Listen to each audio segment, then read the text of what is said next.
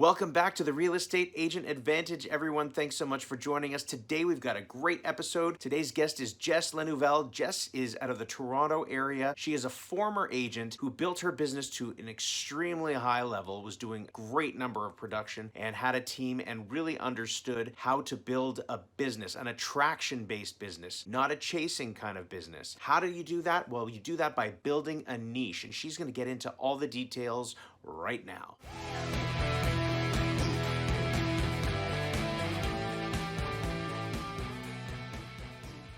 Hi, everybody. Welcome back to the Real Estate Agent Advantage. My name is Lauren Cooper, and as usual, I work north of Toronto. I'm here with an amazing guest today. Before we get to that, remember to like, share, and subscribe, because I always forget to do that stuff. Jess, you're a master of media and all that. I am not. I'm trying to get there. So like, share, and subscribe if you like the channel. But let's get to Jess. Jess Lenouvel, please say hello to everybody. Let everyone know kind of your history in real estate. Hey, I'm super glad to be here. Thank you, Lauren. I have a long history in real estate. I got into the business when I was 21, straight out of school, useless degree, no idea what I wanted to do with my life. What was the useless degree? I'm curious. I have a degree in in African and Caribbean studies. Well, that's not useless considering, where you're at now, right? Well, now I live in the Caribbean. So, Yeah. but at the time when I was 21, For my sure. doctor father was like, what have you done with my money? So it really, came out of school. My mom at that point had been an agent for about 20 years. So 35, 37 now. In the Toronto area, right? For people that are watching today. Yeah. Next, great. Yeah, in the Toronto area. So I got my license. And I built over 14 years, I built a multi seven-figure team. We had a really great business. I like absolutely no complaints. I had the dream real estate business. Then in 2017, I made the transition out of selling and I started the listings lab. So I started teaching agents all over North America how to grow their own seven-figure businesses, whether it was from our marketing programs or from our seven-figure agent scaling programs. It really just came down to helping other agents do what I had done, which has been everything that I've been doing since. And I moved to the Caribbean. I moved to the Bahamas about 4 months ago. And I got to tell you, it's been grand. Pretty good, huh? Pretty good. So yeah, it's been really great.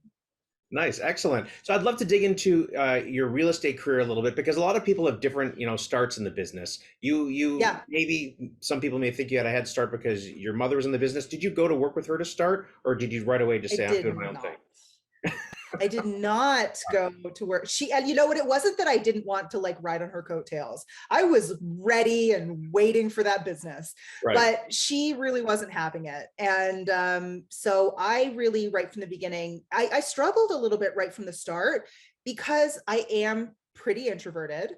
And everyone was telling me to go out and door knock and cold call and network and all of these things that to me sounds like, even today, I was just telling Lauren right before we hit record that I'm going to this mastermind in June and I have to people for like long periods of time, which for me, as as an introvert, it's very draining. And so I remember thinking, if this is how I have to grow my business, this isn't for me. And my sphere was also my mom's sphere. So who are those people going to choose? Were they going to choose me, 21-year-old Jess, who looked like she was 16?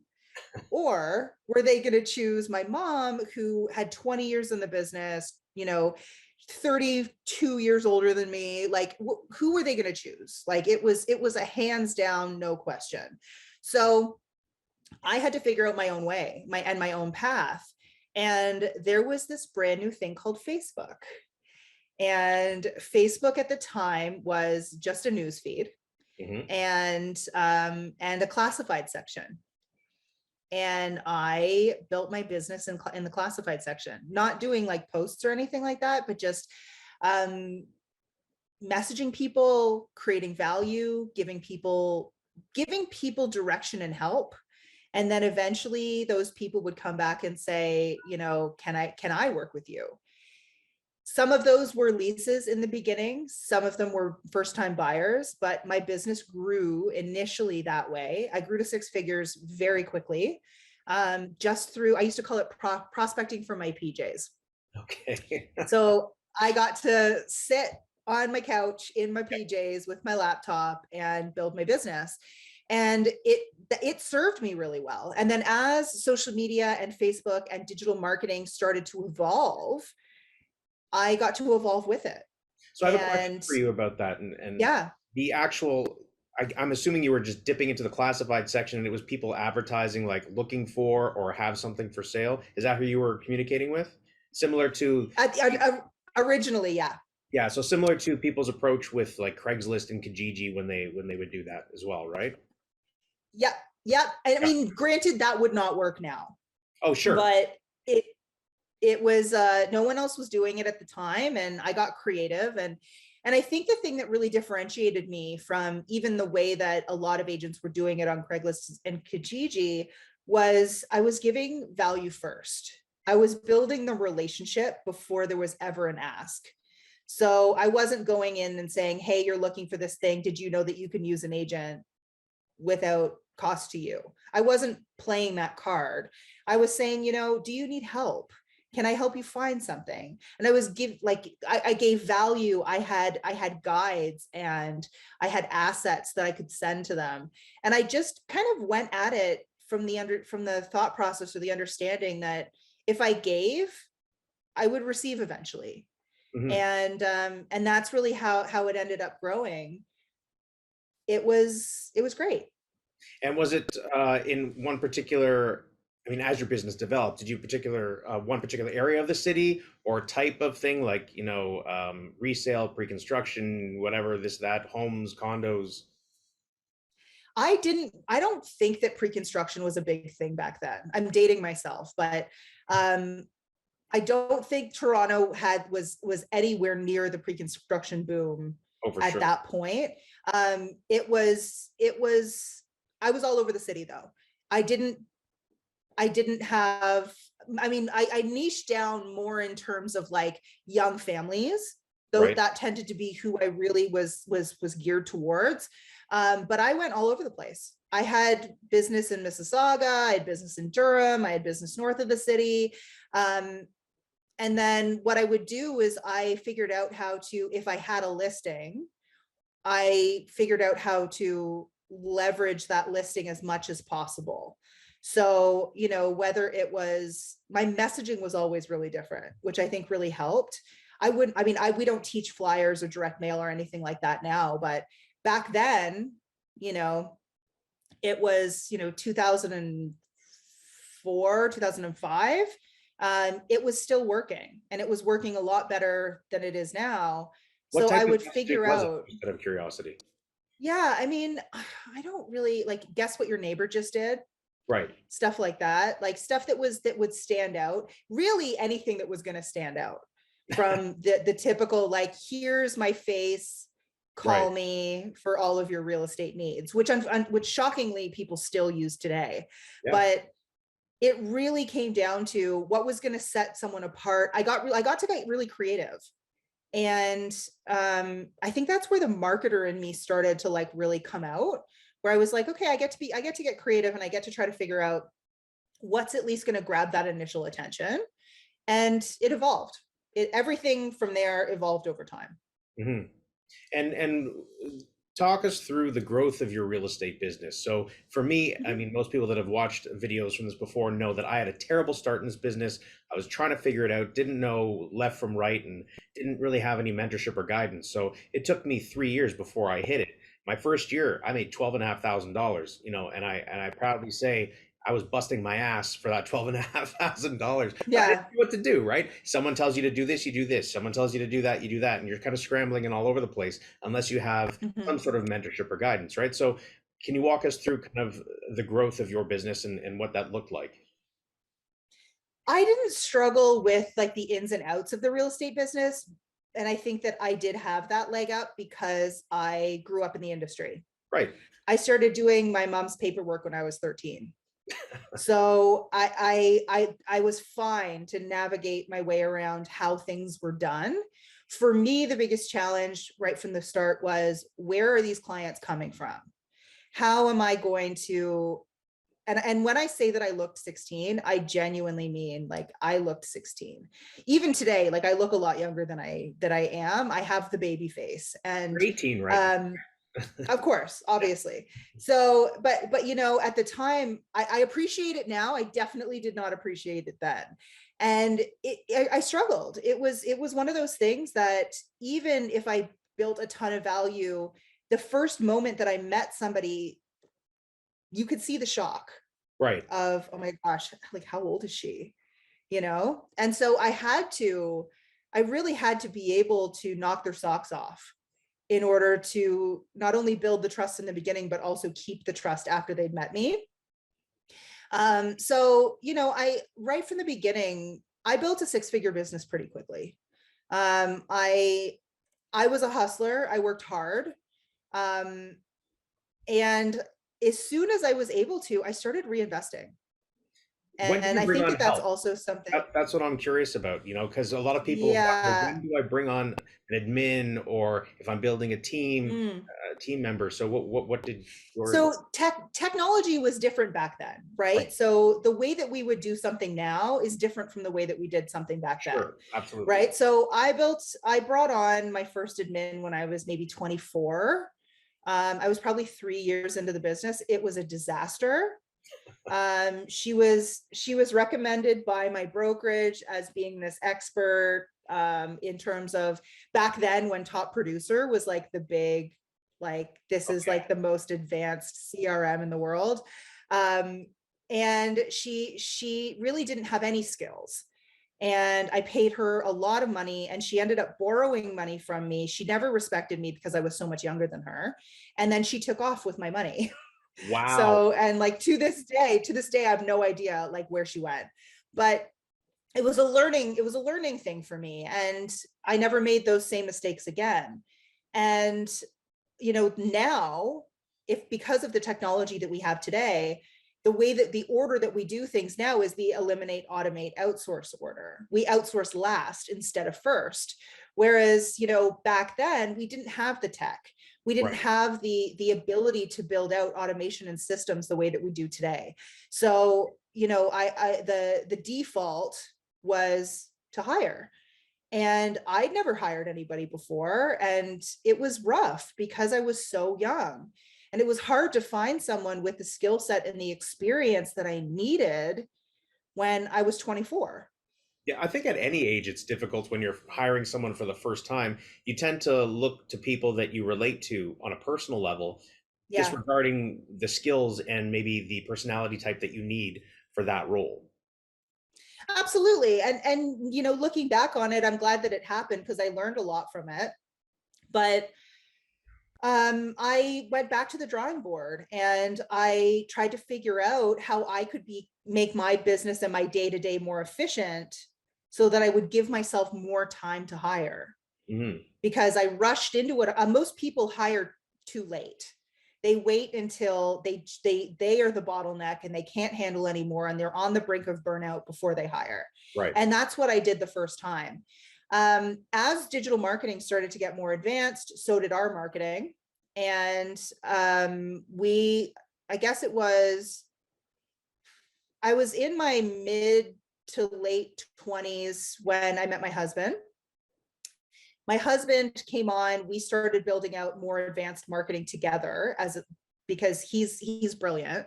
So he and I started to kind of figure out new ways, trying different things. Hmm. And my business went from 6 to 7 figures in 6 months. Wow. And it was probably the worst 6 months of my life. I was Lots to completely handle. run off my feet. Yeah, it was too much. Yeah. And my phone would ring and I would cry and I would hand it to him and ask him to answer the phone. And he wasn't licensed. He's never been licensed. So 100% of the business part of it came to me. I Right. was working in the business all day long so that I freed up time for him to help me with the marketing. And it just got to be too much too fast. So I I started to expand again. And that time that I built the team, it was great. It was great. We built a small, lean team, very highly productive. I did something that most people don't do, and I brought on an experienced agent. Most people, when they start growing a team, they make the mistake of bringing on brand new agents. Right. Brand new agents are going to take you away from production in the beginning. And so a lot of people, when they start to grow a team, their numbers drop, not continue to go up the way that you would want them to. So the smart decision that I did make is I brought on people who were experienced. And so I didn't have any babysitting to do, and I was able to funnel the business to them and essentially continue to grow. So that was the And value proposition that brought them on to want to join someone who was young, yeah, less experienced than them. yeah, I mean, and it really made a difference because we were able to grow, we were able to continue the growth path. And then eventually, we got everyone in place, and I was able to work a lot less. I was able to rely on the team and work a lot less. And we created a lot of really great systems and, client centric processes that made sure that everybody was taken care of. And there was a constant, steady, essentially tap of business. And Because of the yeah, marketing systems that you had put in place, and yeah, probably some repeat and referral that you've built up to that point. yep. We never really relied on the repeat and referral that much, to be honest. Okay. And it's kind of the opposite of the way that a lot of people look at things. But my mom continues to sell real estate. So, my direct sphere honestly never really used me. And I surpassed my mom in terms of production. And it was still one of those things that if a friend or a family member came to our team, we had a rule that we didn't work with friends and family. That friends and family are usually the worst clients. So they either went to somebody else on the team that wasn't that person's friend or Right. family member, or they were referred out. And so our business was built entirely on the value that we brought and the digital marketing that we created. Love it. I love it. I see. That's why I wanted to bring you on the show, because it's a very different take on what a lot of people see as the traditional kind of roadmap in real estate. Yep. So let's start to jump into what you're doing right now, and then I want to take a look in future pacing this interview. I want to take a look at what you might suggest if you had a niece or nephew going into the business, dropped in the middle of Timbuktu. But let's talk about your program and how you develop that. Yeah. Yeah. So the Listings Lab is essentially the program that I wish that I'd had. It would have saved me a ton of money and a ton of time and a ton of mistakes along the way. But it's yeah, I mean, the foundation of it is that it will give you everything that you need from a marketing standpoint to go from 6 to 7 figures. So I'm not a really big believer that people should be spending a tremendous amount of money on ads before they're at that 6-figure mark. I think that organic social media, there are digital marketing avenues that are not paid traffic that can get you to 6 figures. Until you're at 6 figures, and a lot of people don't agree with me with this, but until you're at 6 figures, your business isn't fully vetted. And in order to put money behind something that is proven and vetted and that will be successful, you have to have that a certain amount of volume behind you. Right. And so once you get to that 6-figure mark, then it makes sense to go for, so essentially add on to the organic. So organic marketing, social media, being able to bring in consistent business from social media will always be an important aspect of it. If you can add, you should be able to add an extra 5 to 10 deals a month once it compounds to any business from organic social media, no paid traffic. Once you add the paid traffic on, Okay. then that begins to scale. All right. So the So way you're that I suggesting, always look at it is like, so sorry, yeah, so getting to that point, because you make a very good point. I mean, we all need different things at different levels of our business, right? What takes absolutely. us from A to B doesn't necessarily take us from B to C. It's not the same kind of thing. So to even, for this to even be relevant for an agent, like you said, they have to be in the 6-figure mark to have built that business. What are some quick suggestions that you might make for someone to even implement to get there if they're just starting out? So yeah, if they're just starting out, I have lots of training, like free trainings on this. It's basically like use organic social media, use Facebook, Instagram, LinkedIn. You can build an audience and a client base on social media so easily nowadays because so many agents are so bad at social media. There's an opportunity now. There's an opportunity now that may not be there forever because people are trying to get more savvy, but agents really like they're missing the mark so often on the organic social media side that there is an opening in pretty much every market. So if you're actually like using human psychology, if you understand your target demographic, if you can create content that is going to attract those people, you will have business, because most agents are forgetting the fact that people live on their phones.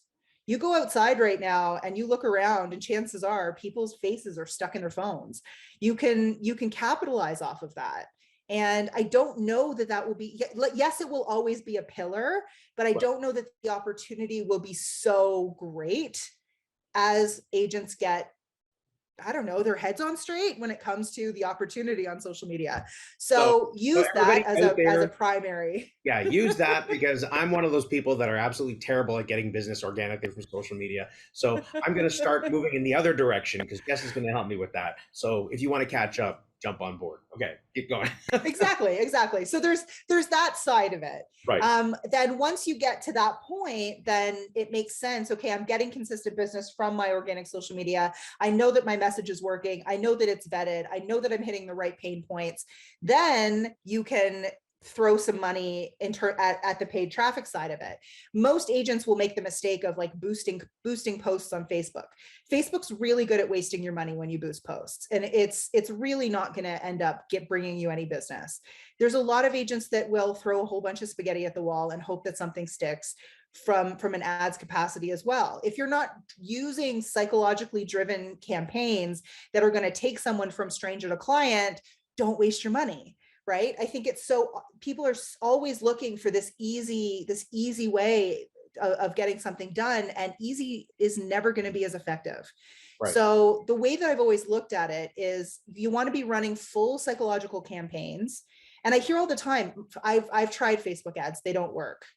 And I'm like, really? Nike runs Facebook ads, right? Like Apple runs Facebook ads. Like there are giant corporations that run huge budgets on Facebook ads. It's not that Facebook ads don't work, it's that you don't know how to work Facebook ads.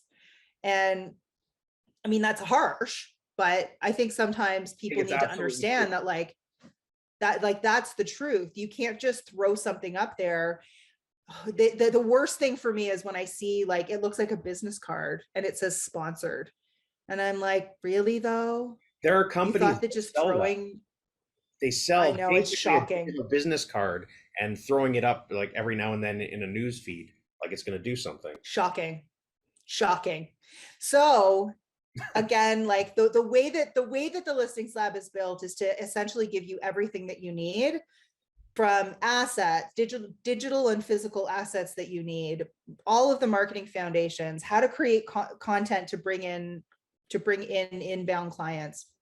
Basically, it's teaching you the 1 to 100 of organic and paid traffic from a digital marketing standpoint. And it's very It's thorough. From someone it's who's very thorough. just getting into it, it's a very thorough, really in depth. Like you got to do some work. But I've seen people at the other side of the tunnel that have done the work and that are getting the results. 100%. We've got agents even in the GTA market that have gone from 150,000 a year to 3 million in GCI a year in 2.5 years. We've got agents that are doing millions and millions of dollars in production. All they do is follow the system, and I built it to be everything that you need. Right? So it's it's my baby. Well, you can tell that you spend a lot of time and put a lot of care into, like I said, all the different details and the support system that is even within it for all the Yeah. agents going through the course. Yeah, and I mean, there's a lot of programs out there that will just, here's a whole bunch of modules to watch, go and figure it out.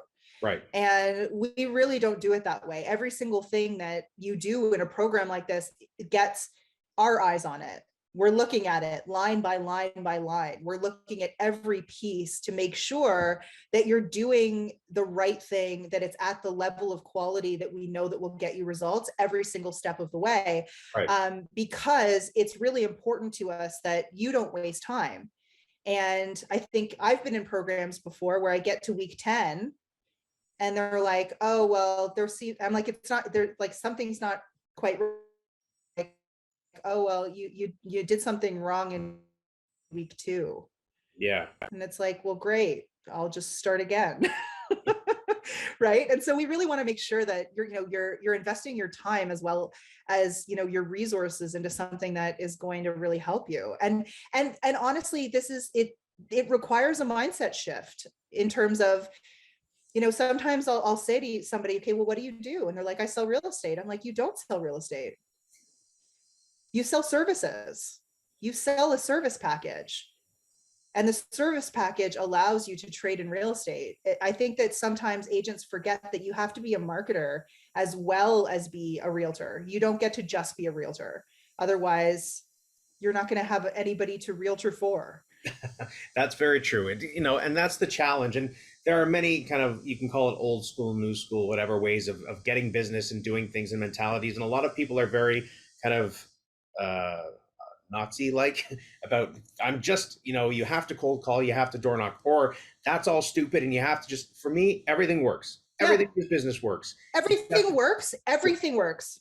Absolutely. It just has to It's be just a matter of like the right fit for you. exactly what you're willing to do consistently. But the intriguing part about the type of business that you're talking about building is that it doesn't require you necessarily to be on that same treadmill constantly, Yeah. every single day. It's a different thing. We really focus on attraction rather than chasing. Right. Not only because it's more scalable and it'll allow you to grow a bigger business faster, but also that it really changes the dynamic. And I think that there's so many agents out there who I hear will tell me, I want clients or the general public to see me as the professional that I am. I want them to treat me like their doctor or their lawyer, and I'll say to them, well, you're not acting like a doctor or a lawyer. You're not niche down, you're chasing people, you're knocking on people's doors. Doctors don't do that. And so the way, yes, everything works, but the dynamic that you have with your clients starts from day one. Did they come to you? Did you chase them? Again, different dynamic. Right. The value that you give. Are you niche down? Are you going to take whatever you can get? Are you shifting on your commission? Because I think that makes a big difference. You're shifting on your commission, the power dynamic is no longer in your hands. I I agree. think that there's so many aspects to the business that agents that devalue what the real estate community has to offer, and then they get upset that they're not being treated with the reverence that they want when they've essentially created the system. Yeah, and a lot of people, because it's so easy to get your license pretty much anywhere in the world, Yeah, there are a lot of yeah, people that just, their only value is I'll do it for free, basically, and they'll chase after everybody and they'll yeah. say, I'll do it for free. And so how are you going to stand out? You have to create value in the eyes of your particular niche client. Mhm. Absolutely. And people will say to me, like, how come the listing lab never goes on sale? And I'm like, well, I can't exactly tell you never to discount and show you how to create the maximum amount of value and then for me to discount. Like there's something super incongruent about that. So, I think that it really comes down to, there will always be a Walmart and there will always be a Chanel. And you get to choose which one you're going to be, but you don't get to bounce back and forth between the two. Right. I like the way that you put it there. It makes a lot of sense. Excellent. So now you have two programs, right? So we're Yeah. talking a lot about your first program, but what is the Mhm. second program that you have, and who is that geared towards? So we have the 7-figure agent program. That one is for people who are at multi 6 figures and really ready to go to that 7-figure mark. It is more geared towards systems, automation, team and hiring, it's the path out of production. It's the 7-figure business with freedom. And granted, everybody has a little bit of a different end goal. So this program is a lot smaller and it's a lot more customized to getting people to the end result that they want. There are people in the program who want to sell their business in 3 years, but want a 7-figure value. Great. But there's also people who want to do, 8 figures in GCI a year with a lean team. And that's a very different end result. So what we're doing is we're looking at the end result and we're reverse engineering back from that and making sure that people are ending up where they want and not waking up one day and saying, how did I end up here? I didn't want this. So it really is geared towards, being able to have the trifecta of why everybody gets into real estate, which is the unlimited income, the being able to set your own schedule, and being able to help as many people as possible. The only way to do that is with leverage. And so that program is really geared towards getting you to that point, to that multi 7-figure a year business without the grind and the burnout, and be like through systems and automation and proper leverage. Absolutely. And I think at any level in this business, you have to be careful because you can experience burnout at any level if you're not, if you don't 100%. have systems in place. I mean, I know I experienced it in the beginning, burning out, just running Yep. my butt off for very little money. And even now, Yep. being more established, there are times when you get that way. So no, I completely Yep. appreciate that. I think everyone can relate. And I think it's so important that we remember why we're in this business in the first place. It's not to work 7 days a week and, answer the phone 24 hours a day. Again, your doctor and your lawyer don't do that. And it's really important too that your business serves your life. Right. And the thing that I love so much is watching, someone go from 150, 250,000, and then they get to that 7-figure mark and everything changes. Not just their life and their business, their kids, their family, their communities. It has such a huge ripple impact. It's not about the money, even though the money is the catalyst for all the change. Right. Right. And so it really is like, that's why I built this program in the first place. Was it's very easy to get to, in my opinion, especially in expensive markets. You can hustle to 7 figures. Are you going to be happy? No. Are you going to be healthy? No. Is your family never going to see you? Probably not. Or there's the better way, in my opinion, to do it, which is with leverage, with automation, with the right people in the right seats. So you have this incredibly amazing, thriving business that continues to grow, but you're not the bottleneck. There is no bottleneck. It's unlimitedly scalable, and the business gets better and better as it grows instead of getting diluted. Well, there's a culture, the hustle culture, if you will, where it's glorified to work your ass off all the time. And I don't think that's a sustainable way of life for most people. I find that there's a lot of like kind of bro marketing, Yeah. and like that it's perpetuated a lot by young men, where like, I'm gonna hustle, I'm gonna do the thing. I'm seeing it on I'm both sides. stronger. I'm Yeah, seeing it from but women too. But I hear I you. Like think a that lot of it's they buy into it. They buy into generational. it. But even Gary Vee, who preached the crushing it mentality for so long, his messaging has even started to shift, because it's no longer trendy to burn out. And it doesn't matter how strong or how motivated or how relentless you are. We're all human beings, and at some point we break. Absolutely. And I think that there's so many people who've gotten to that breaking point and had to pull their business back. And so the conversation that I have so often is, it's not one or the other. It's not burnout or life and less business. That's not the trade-off that you have to make. The truth is the bigger your business gets, and the more revenue you create in your business, the better lifestyle and the more balanced business that you can actually create, because you can properly leverage, you can properly outsource, you can build a support team that is going to be better for you, but also better for your clients. Yep, absolutely. Absolutely. Well said. Okay, so I wanted to dig into something that you said earlier. You talked really briefly, and we kind of went over it quickly. You mentioned, what was it? Eliminate, automate, and leverage. Was that what it was? Outsource. Outsource. Okay. Eliminate autumn. Yeah. So that's actually not mine. That is from Tim Ferriss. Gotcha. And if you've ever read the 4 Hour Work Week, you know, the 4 Hour Work Week doesn't apply directly to real estate, but a lot of the principles from it can be used and can be translated. And now that we have technology and we don't live in a world without the internet. I mean, when I grew up, I remember when my mom had a car phone that was like attached to the car, and it was Like this a brick, big giant thing. And so I thought it was so cool. And when I first got my license, I got this big gray pager that I thought was the coolest thing in the world. All of that stuff is no longer relevant, right? yet we're still marketing in a lot of ways the same way that we did when those things were around. So I think that it's really important to think about the way that we're building the business in 2022. So when we look at someone who is the bottleneck of their business, or they're full, what we want to do is the first thing that we want to do is a task audit. I want to look at every single thing that's in their day, in their week, in their month. And then we go through it and we ask, can it be eliminated? Can it be automated? Can it be outsourced? And that's the order. Old school is, can it be outsourced?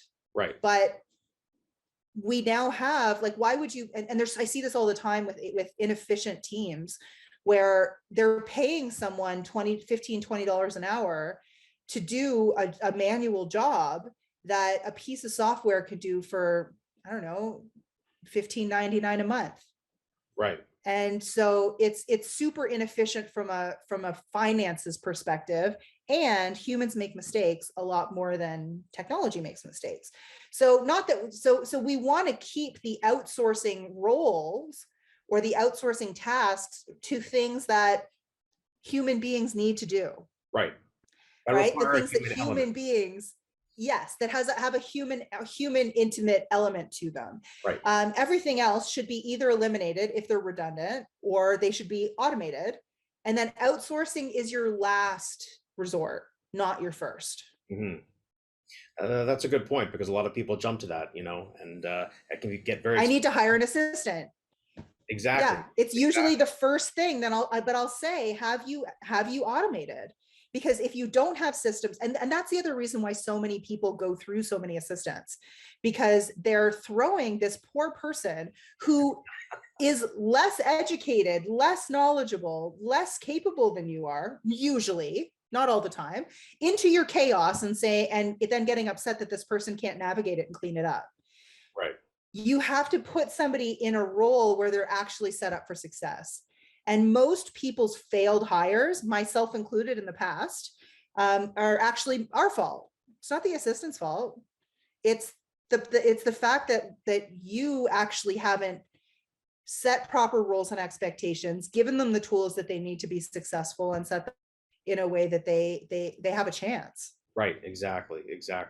All right, so we're getting close to the end of our time together. So I wanted to put you in the hot seat like I normally do with people. Same thing, you've got a niece or a nephew dropped in the middle of nowhere. They're thinking about going into real estate. How do they get from ground zero to, multiple six figures? What's the path that you suggest that they take? I think it's twofold. One is find someone who you can actually learn the nuts and bolts of the business from. Right? Whether it's a mentor, whether it's someone that you shadow, whether you join a team for a short period of time, you do need to learn the ins and outs of, like, nobody teaches us how to use a lockbox or how to book an appointment, or, like the basics, right? And then learn some sort of organic digital marketing. Don't try to wing it. Don't try to figure it out on your own. Spend a little bit of money and invest in learning something that is proven, that is real estate specific. Do not hire it out. learn it for yourself so that you can actually manage and create the attraction part of the business that is going to allow you to build a sustainable business. Okay, great. And then as you grow, and you start to hit that six-figure level, then what starts to happen? How should they start to move forward from that point? So then at that point, you have the opportunity to learn the ads part and to start setting up some paid traffic and start small. Everything is going to be a test, and you have to treat it like a science experiment in the beginning, right? Okay, this worked really well in my market. I know that my messaging is already vetted because it's been vetted organically. I know that this works. What kind of front end lead generation ads are going to work? The same ad is not going to work in two different markets. Right. So playing with your front end lead generation ads, finding that sweet spot, and then setting up full campaigns in terms of retargeting, in terms of email campaigns, in terms of getting that message in front of people at the right frequency on a consistent basis so that they feel like they're getting to know you, they're getting to like you, they're getting to trust you, so that they will come to you. It will create a much happier business when you have people coming to you that are already sold. You want Right. those come list me calls. I do, if anyone's watching, just saying. No, it's usually realtors watching this, so I doubt it, but I'll take the referrals. So in terms of niching down, we didn't really talk about that a lot, but I do want to touch on that because that's a big part of your messaging, right? So niching down and Mhm. finding a specific audience or avatar that you're trying to target, because you can't talk to everybody about everything all the No. time and be relevant. Yeah. So it basically, the way that I always say is, if you try to speak to everyone, you speak to no one. And there's so much noise in the real estate space. It's because every agent is saying, I can help you buy, sell, rent, and invest from here to Timbuktu. I'm here for all of your real estate needs. And it just gets filtered out as noise. So again, there's this fantastic opportunity to stand out and to break through that noise by specializing. Saying, I'm going to bring it back around to the doctor and the lawyer. You don't go to a cardiologist to have surgery on your foot. It's one of those things that, people are looking for specialists. There's so many agents now in the market that we have this incredible opportunity to specialize, and especially in markets like the GTA, there is no shortage of business out there, Mm. right? So niche down, go deeper rather than wider, and your business will explode. Can you give There's like a two there's or an three incredible examples? opportunity. Two or three examples for Yeah. people So who maybe not of a understand niche, niching down. Yeah, exactly. yeah, so we tend to teach niching down in terms of human demographic instead of geolocation. Right. Again, because we have the internet, right? You had to in order to be consistent and frequent in the past, you had to focus on an area or streets or a zip code or a postal code, because we didn't have the internet. Now that we have the internet, we have the ability to target in a lot of different ways. So human demographics would be upsizers, downsizers, first-time buyers, the LGBTQ community, dog owners living in condos, police, doctors. You can niche down in terms of business owners, young professionals. There's a million different ways that you can niche down and carve out a market for yourself. But the key is to focus in on a life transition that Right. someone's making, and not just luxury or condos or townhomes or whatever, Right. because it's impossible to create an actual an effective marketing funnel and a real psychological journey unless you're specific in terms of the pain points. Yeah. And I would say to most people out there from personal experience, don't niche down on musicians because we generally don't have any money coming from a musician background. You That's not do want to think about, like, yeah, is this going to be lucrative? And sometimes what people will say is, I want to do first time buyers. I'm like, great, but I also want to ask you the question, a year or two from now, and if you're doing 50 deals a year, do you want to be doing 50 first time buyer deals? Because yeah, the it's a answer lot is of running usually around, no. a lot of running around, a lot Yeah. of holding. So you have to find the balance between who do you want to serve and what's actually going to serve you. Right. And can you change your niche or your focus after you've Totally. as your career progresses? Absolutely. Your messaging will need to change. You're going to need to do market research and adjust your marketing on a relatively regular basis anyway. So absolutely you can. As you grow, as you change, you can make adjustments, you can pivot. It really is totally up to you. It's the learning how to create this kind of marketing that's going to be the game changer. Right. That's what's really going to make the biggest difference is, if you don't know how to do it, you can't do it in any niche. But if you learn it and you become proficient at it, you can do it in whatever direction you want to go. Yeah, makes perfect sense. Plus, as you progress through your career, assuming that you've got a long career, people are going to move through different life stages and life cycles. So Yeah. it makes perfect sense to evolve along with them. All Yeah. right, we've hit our limit. We've hit our time. Thank you so much, Jess. I really appreciate it. Now, if people want to get in touch with you or want to learn more about the program, where should they go to do that? My website's usually a good place, just thelistingslab.com. And you can download the Listings Lab guide from there, which will give you a really good place to start. Yep, excellent. Thank you so much for being on the show, everybody. Remember to like, share, and subscribe. See, I said it again. Yay. And we'll see you guys on the next episode. Thank you again, Jess. Thank you.